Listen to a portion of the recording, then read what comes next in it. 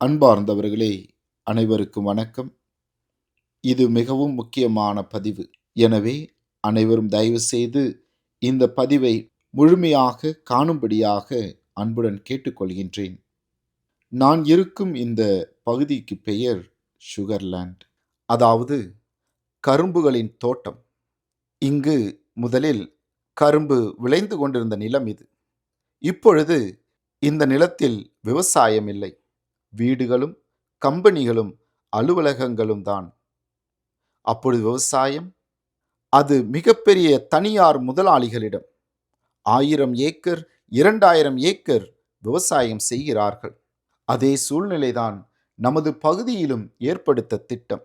விவசாயம் சிறு குறு விவசாயிகளிடம் இருக்கக்கூடாது. அதை தனியார் முதலாளிகளிடம் செல்ல வேண்டும். அதற்கு நமது பகுதிகள் வறட்சியாக இருக்க வேண்டும். வறட்சியான பகுதிகளில் நாளை மிகப்பெரிய கட்டிடங்கள், தொழிற்சாலைகள் கட்டப்படும். நாம் அனைவரும் நமது உணவிற்காக அவர்களிடம் கையேந்த வேண்டும். இங்கு திருப்பலி முடிந்தவுடன் பலரும் வந்து சொல்வார்கள், ஃபாதர், எனக்கு கேன்சர், எனக்காக ஜெபம் செய்து கொள்ளுங்கள் என்று. அவர்களுக்காக ஜெபித்த பிறகு நான் எனது மனதில் நினைப்பது ஒன்றே ஒன்றுதான். கடவுளே, எனது மக்களுக்கு இது போன்ற நிலைமை வந்துவிடக்கூடாது என்று. இன்று கேன்சர் அதிகரிக்க காரணம் நாம் உண்ணும் விஷமுள்ள உணவு. எனவே எனது முதல் திட்டம், நமது உணவு விஷமில்லாத ஆரோக்கியமான உணவாக இருக்க வேண்டும். அதற்கு நமது பகுதியில் உள்ள விவசாயிகள் ஒன்றிணைய வேண்டும். விவசாயிகளின் அமைப்பை உருவாக்க வேண்டும். தற்பொழுது நமது விவசாயிகளுக்கு இருக்கும் பிரச்சனை, விளைவித்த பொருட்களுக்கு விலை இல்லை. நாம் மாற்று விவசாயத்திற்கு வர வேண்டும். இயற்கை விவசாயம். இன்று இந்திய ஒன்றியத்தின் பிரதமர் கூறுகின்றார், இயற்கை விவசாயத்தின் மையமாக இந்தியா மாறும் என்று. இயற்கை வேளாண்மையின் சர்வதேச மையமாக உருவெடுக்கும் பாதையில் இந்தியா பயணித்துக் கொண்டு இருப்பதாக பிரதமர் மோடி தெரிவித்துள்ளார். தென்னிந்திய இயற்கை வேளாண் கூட்டமைப்பு சார்பில் இயற்கை விவசாயத்தை வலியுறுத்தி கோவையில் இயற்கை விவசாயிகள் மாநாடு நடைபெற்றது. இதனை பிரதமர் மோடி தொடங்கி வைத்து கண்காட்சி அரங்குகளை பார்வையிட்டதுடன் விவசாயிகளுடன் கலந்துரையாடினார். தொடர்ந்து சிறப்பாக செயல்பட்ட விவசாயிகளுக்கு அவர் விருதுகளை வழங்கி பாராட்டினார். இந்திய இளைஞர்கள் விவசாயத்தை நவீன மையமாக பார்க்க தொடங்கி இருக்கிறார்கள் என்று கூறிய பிரதமர், இயற்கை வேளாண்மையின் சர்வதேச மையமாக உருவெடுக்கும் பாதையில் இந்தியா பயணித்துக் கொண்டு இருப்பதாகவும் குறிப்பிட்டார். எனவே நமது விவசாயிகளை இயற்கை விவசாயத்திற்கு திருப்புவோம். எப்படி பால் சொசைட்டி செயல்படுகிறதோ, ஒவ்வொரு ஊருக்கும் ஒரு பால் சொசைட்டி, அதை வழிநடத்த ஒரு போர்டு, அங்கு எல்லா மக்களும் சென்று பாலை கொடுக்கிறார்கள். அதற்கான விலை, பின்பு அந்த சொசைட்டியிலிருந்து வருகின்ற லாபத்தில் அதில் உள்ள உறுப்பினர்களை பல இடங்களுக்கும் சுற்றுலா அழைத்து செல்கிறார்கள். அதே போன்று நமது பகுதிகளிலும் ஒவ்வொரு ஊருக்கும் ஒரு விவசாய அமைப்பு. அந்த பகுதியில் என்னெல்லாம் விளைவிக்க முடியுமோ, கரும்புனா கரும்பு, வாழைனா வாழை, நெல்னா நெல், காய்கறிகள் என்றால் காய்கறி. அதே ஊர்களில் இயற்கை அங்காடிகளை ஆரம்பிப்போம். அங்கு விவசாயிகள் அவர்கள் விளைவித்த பொருட்களை கொண்டு வந்து கொடுப்பார்கள். உழைப்பிற்கான நியாயமான விலை. அந்த காய்கறிகளை அதே ஊரை சார்ந்த மக்கள் வாங்கி பயன்படுத்துவார்கள். இதனால் விவசாயிகளுக்கு வருமானம், மக்களுக்கு ஆரோக்கியமான விஷமில்லாத காய்கறிகள், அதை உண்பதினால் ஆரோக்கியமான வாழ்க்கை. நமது மக்களின் தேவைக்கு அதிகமாக உள்ள காய்கறிகள் மற்றும் உணவுப் பொருட்களை வாங்க எத்தனையோ இயற்கை அமைப்புகள் உள்ளன. இப்படி ஒவ்வொரு ஊர்களிலும் விவசாயிகள் அமைப்பு மற்றும் இயற்கை அங்காடி. இதனால் நமது பகுதிகளும் வளர்ச்சி அடையும். இதில் வரும் லாபத்தை நமது பகுதிகளில் பல வளர்ச்சி திட்டங்களுக்கும் பயன்படுத்தலாம். 2020 சாயத்துறையில் உள்ள சில இளைஞர்களின் துணையோடு ஆரம்பிக்கப்பட்டது சாயன் திசை காட்டி. மக்களுக்கு இயற்கை மீதுள்ள ஆர்வம், இயற்கை விவசாயத்தை பற்றிய விழிப்புணர்வு, மக்களை ஆரோக்கியமாக மகிழ்ச்சியோடு வாழ வைக்க வேண்டும் என்ற நோக்கத்தில் விவசாயிகளை ஒன்றிணைத்தோம். இயற்கை விவசாயத்தை குறித்த விழிப்புணர்வுகளை ஏற்படுத்தினோம். அதேபோன்று பல இடங்களுக்கும் சென்று விஷமில்லாத இயற்கை உணவுகளை குறித்த விழிப்புணர்வுகளை ஏற்படுத்தினோம். அன்று கொரோனா காலம். விளைவித்த காய்கறிகளை பறிக்க ஆளில்லை. சாயின் திசை காட்டி அந்த காய்கறிகளை பறித்து அதோடு உருளைக்கிழங்கு, வெங்காயம் போன்றவைகளை பைகளில் போட்டு வீடு வீடாக சென்று எம் மக்களுக்கு கொடுத்தது. மேலும் அதிகமாக இருந்த காய்கறிகளை திருசூர், கொச்சி போன்ற பகுதிகளுக்கு அனுப்பி வைத்தது. அதில் கிடைத்த சிறு லாபத்தில் எம் பகுதியில் உள்ள வயதானவர்களுக்கு உணவு வழங்கினோம். செய்ததை சொல்லி காட்டுவது அல்ல எனது நோக்கம். எனது ஊரில் நாங்கள் ஒரு சிறு குழுக்களாக இணைந்து செய்ததை நம் ஒவ்வொருவர் ஊரிலும் செய்ய முடியும் என்பதற்கான ஒரு உதாரணம். அடுத்தது நமது குழந்தைகள். குழந்தையின் வாழ்க்கையில் முதல் 5 ஆண்டுகள் மிக முக்கியமான வளர்ச்சியின் காலமாக கருதப்படுகின்றது. இந்த காலத்தில் மூளை மிக வேகமாக வளர்கிறது.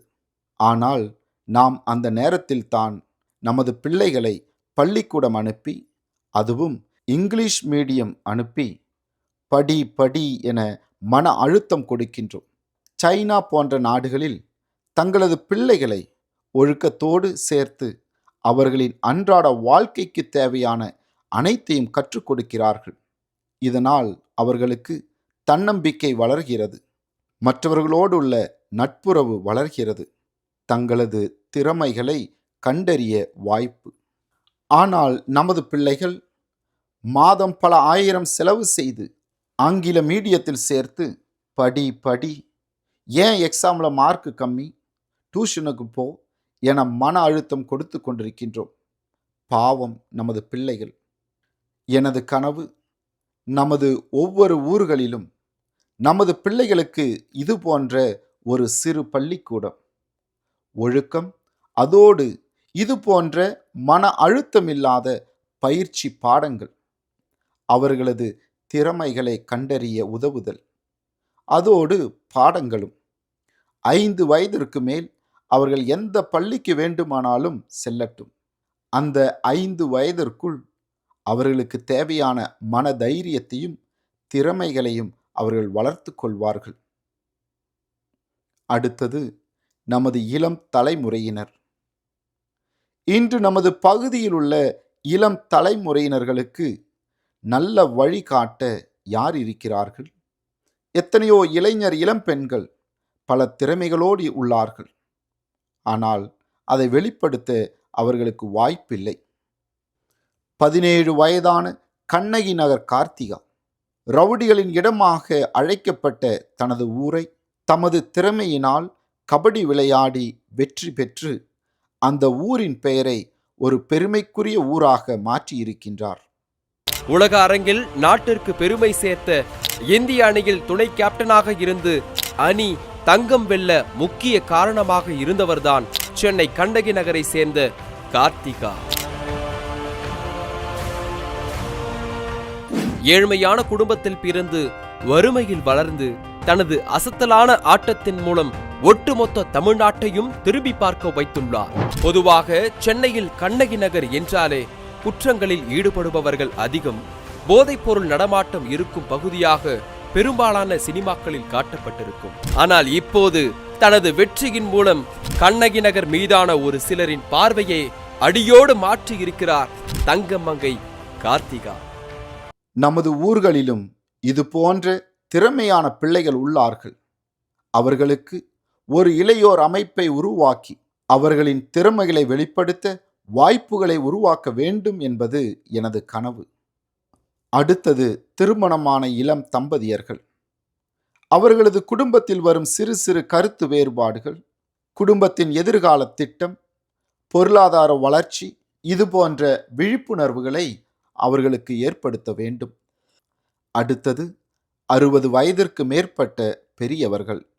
தனது குடும்பத்தை கஷ்டப்பட்டு பல மன உளைச்சலுக்கு ஆளாகி இன்றும் தனது பிள்ளைகளை குறித்து மனவேதனைப்படுகின்ற பெரியவர்கள் அவர்களுக்கென ஒரு அமைப்பை உருவாக்கி அவர்களது உடல் ஆரோக்கியத்தை குறித்த விழிப்புணர்வுகளை ஏற்படுத்தி அதே போன்று அவர்களை பல இடங்களுக்கும் சுற்றுலா அழைத்துச் சென்று அவர்கள் தங்களது கவலைகளை மறந்து மகிழ்ச்சியாக வாழ அவர்களுக்கு உதவி செய்ய வேண்டும்.